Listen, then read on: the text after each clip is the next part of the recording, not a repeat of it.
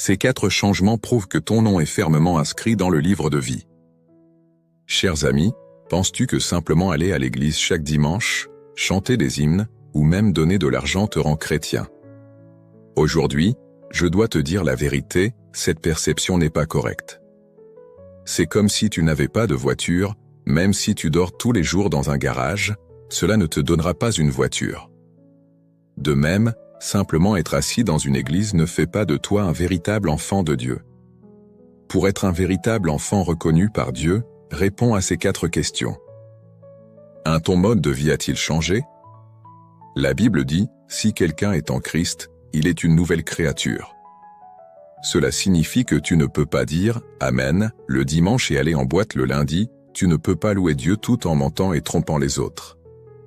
Le vrai chrétien est dégoûté par le péché, il ne l'apprécie pas.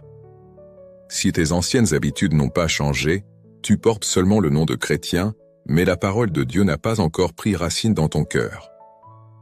2. As-tu peur des hommes ou de Dieu?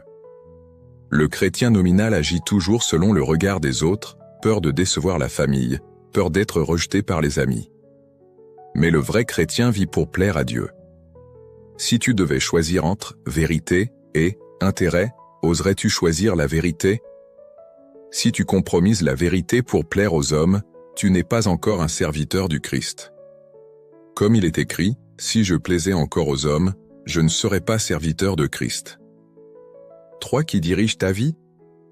Avant, nous vivions selon nos émotions, je veux, je fais. Mais après avoir cru, le vrai chrétien vit selon la parole de Dieu et sous la direction du Saint-Esprit. Comme dit Romains 8h14, car tous ceux qui sont conduits par l'Esprit de Dieu sont fils de Dieu. Avant de prendre une décision importante ou de te fâcher, as-tu la direction du Saint-Esprit? Ses reproches ou rappels?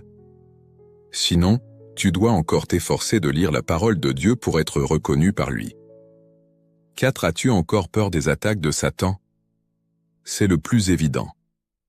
Si tu as peur au point de ne pas pouvoir dormir quand tu entends parler de sorcellerie ou de mauvaises prophéties, cela montre que tu ignores la valeur de ton identité en Christ.